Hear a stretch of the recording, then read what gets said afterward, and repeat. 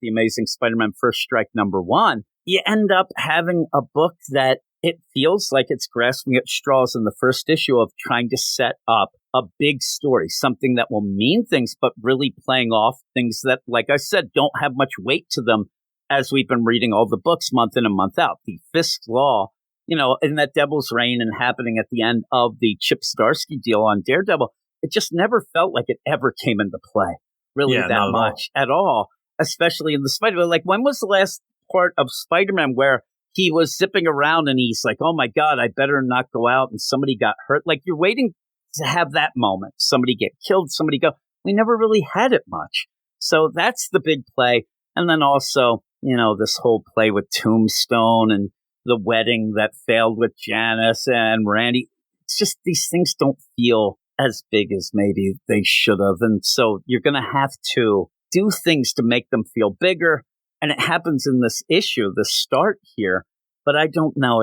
It never felt like it was really hitting me at all. Like, it really didn't matter. It's just an odd thing. But I mean, there are a lot of different gangs, which is cool, I guess. I mean, you look at the map is pretty cool too, if you know New York. You see that map again as somebody like, oh my God, I didn't know the Hobgoblin, because they really have, and you have the New York City deal, you have the 5 boroughs. I kind of needed more landmarks than just Central Park for me to actually realize what was going on. Like, if you told me at this point, just out of nowhere, like, oh, where is this? Where is Harlem? Where is this? Where's Hell's Kitchen on here? Yeah, like, I don't know. And so with that, it said some of the characters on there you barely know at all. I don't know who Bumbler is. Never heard of that. The Bumbler, the Bumbler Stumbler. You don't know him. Here we go. It is the Amazing Spider-Man First Strike #1, written by Zeb Wells and Cody Ziegler.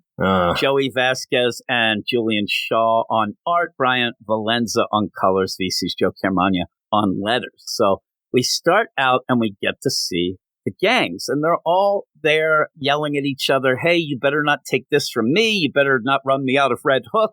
Again, I know some of these, but it doesn't mean that this is an exciting scene. Again, it's a land grab type of deal, mainly going from Tombstone being shot and in a coma after that failed wedding. But even so, they're sitting there. Shang-Chi's there, and they have to explain, hey, Shang-Chi, why are you here? Oh, well, I'm here to represent the 5 Weapons Society. We're looking to expand into New York City. I'm like, all right, are you a villain now? Because you certainly seem like it. There is going to be a Shang-Chi book. If it is just him like, ooh, I'm going to be undercover, it's the ridiculous guise of that, because you would think that they would know or whatnot. But he's like, yeah, I'm here.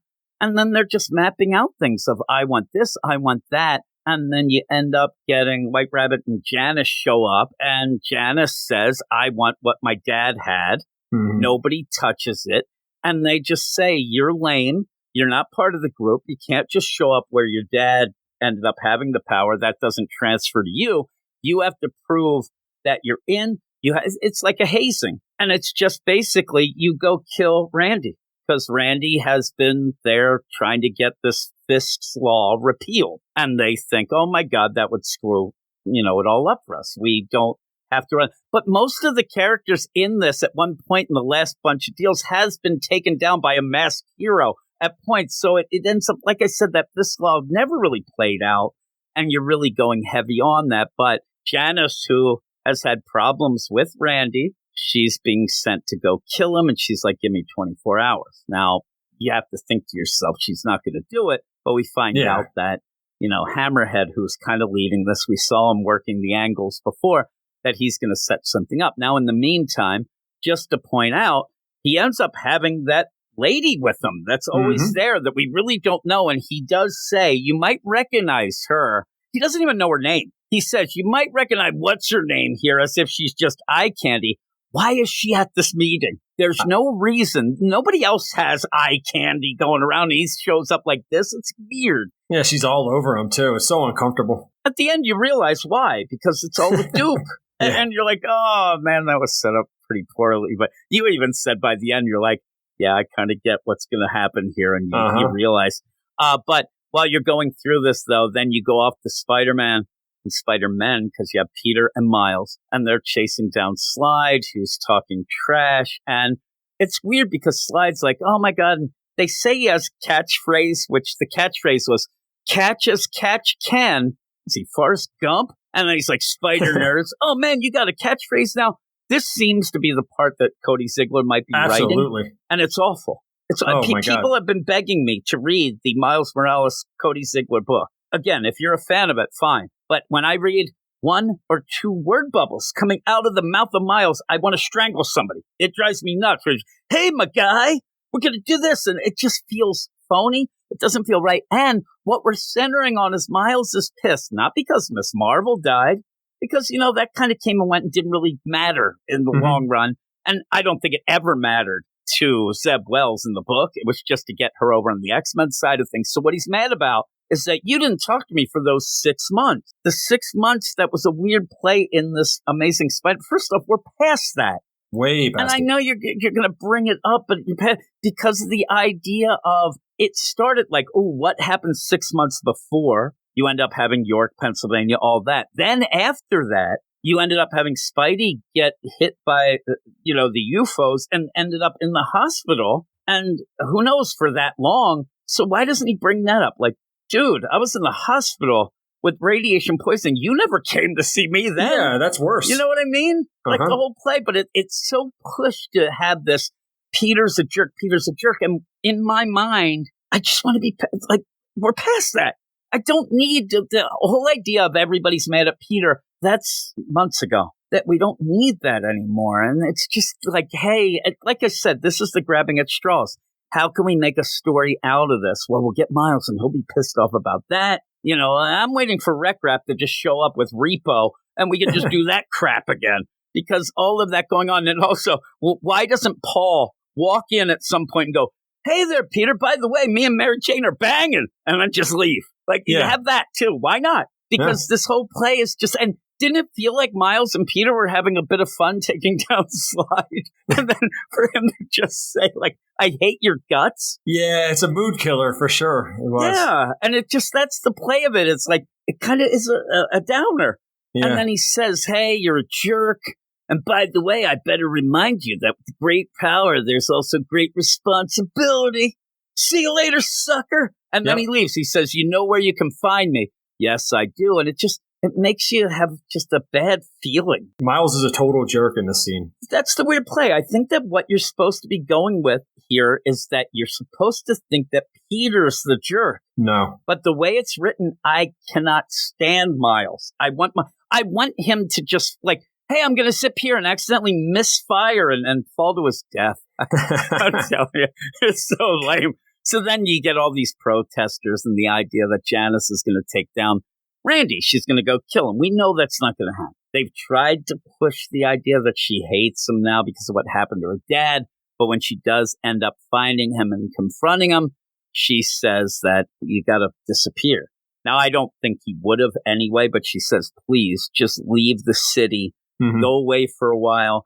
And then that would get her on the end. She could say, yeah, I disposed the body, whatever, and may have worked out. In the meantime, you have Hammerhead talking to his eye candy there. Oh, you know what? I knew that she wouldn't be able to kill him, and I want her to realize that she can't do that. So I sent other guys, and they go and they just open fire. Now, you have a guy with an Uzi, 2 Uzis, actually, and a guy with a handgun. They appear to be 3 feet away from these 2 characters. How are they both not just dead? They are firing. The amount of bullets that are being fired out of those guns there's like 25 bullets at feet away. Yeah. There is no way that they'd even have a body to come and get, let alone how does Janice avoid all of this gunshots? They, the idea of a human shield is one thing, but these guys are just pumping lead to the extreme.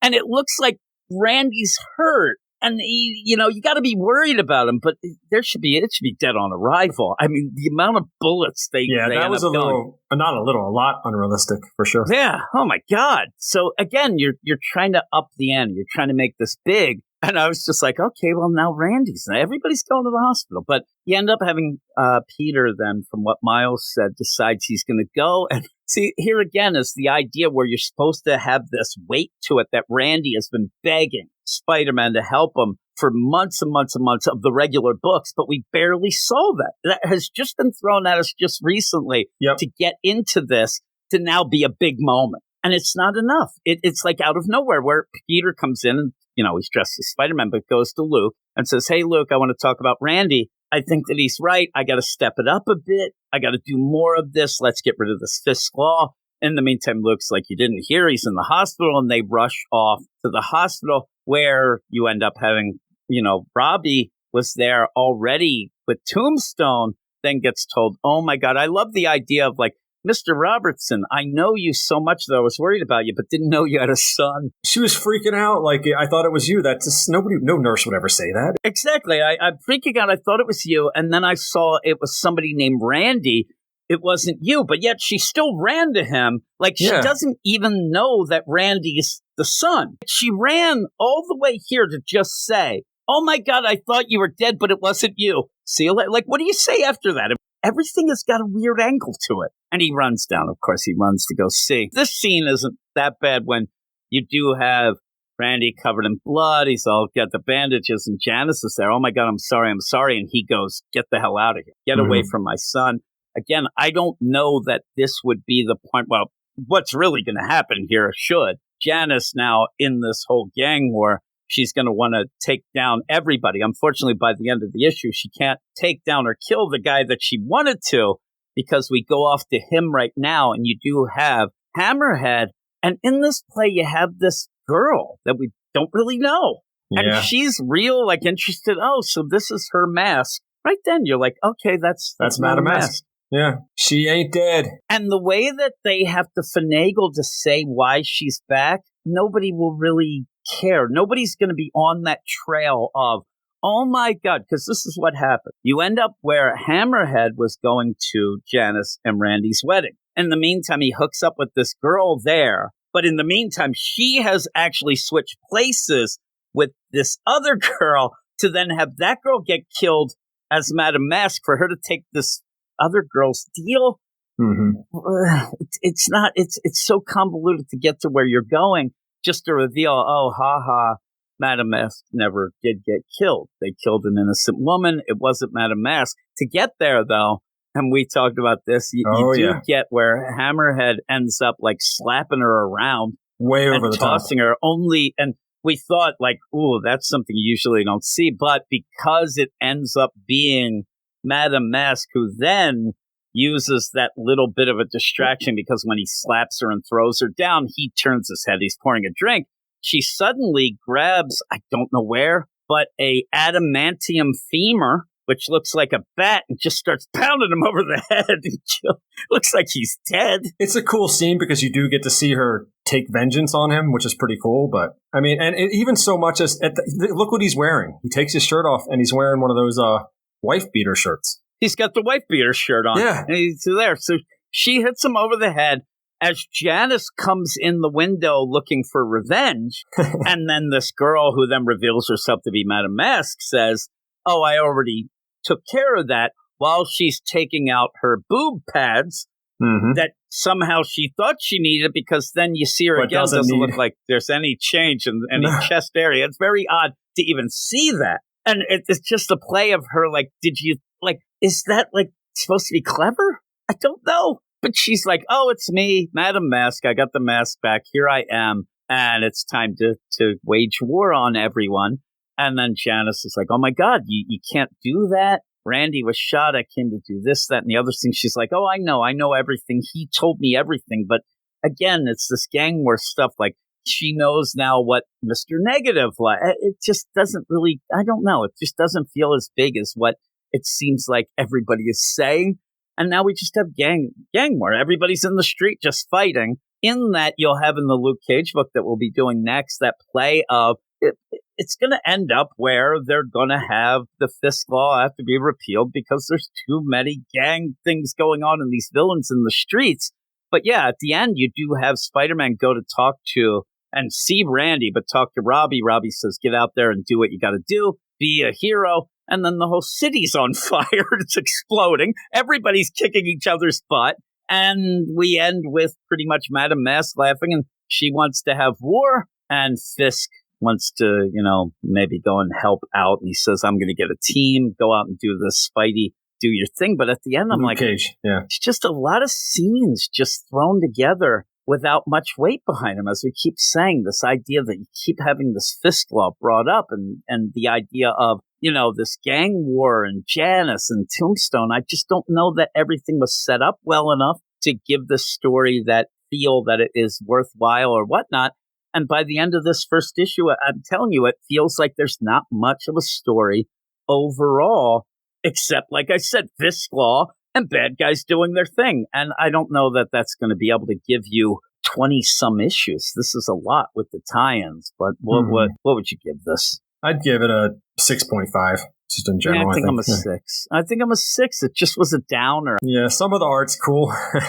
Yeah, when I went into it, I thought there was going to be something that would grab me of the, like, oh my God, yeah, this will be cool. I want to see what happens here. But at this moment, it is just, well, I hope they can stop him with that fist law still out there. And, oh, Randy, he got shot. All right, I'm a 6, you're a 6.5. We'll see if it gets better. I don't know. I don't want to be so negative, but it just feels like there's not a lot of story. You are all weirdos. Weird science is the revolution. Weird science is the revolution.